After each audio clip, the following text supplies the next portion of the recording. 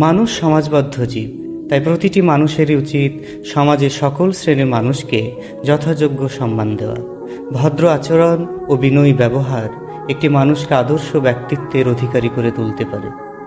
কারো সাথে ধাক্কা লাগলে সরিটা আপনি আগে বলে দিয়েছেন, মানে আপনি জিতে গেছেন। Just a single word can change your personality. কোথাও কোনো ভুল করেছেন, কোনো অহংকার না রেখে দ্রুত ক্ষমা চেয়ে নিতে পেরেছেন, মানে আপনি জিতে গেছেন।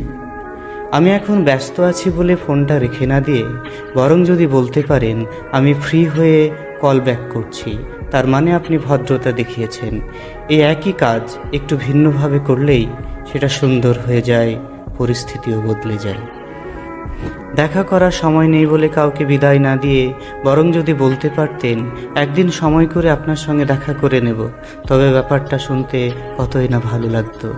কাজ কিন্তু একই, অর্থাৎ এই মুহূর্তে আপনি দেখা করতে পারছেন না, কিন্তু বলার ভিন্নতার কারণে ব্যাপারটা কত সুন্দর হয়ে গেল।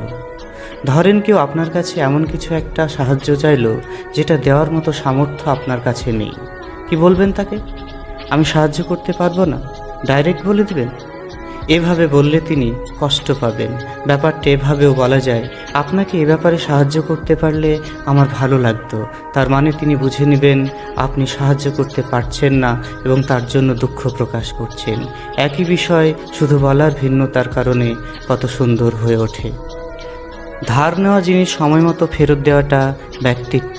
যদি সময় মতো ফেরত না দেওয়া যায় তবে অন্তত ওই দিন ফোন করে সরি বলাটা ভদ্রতা।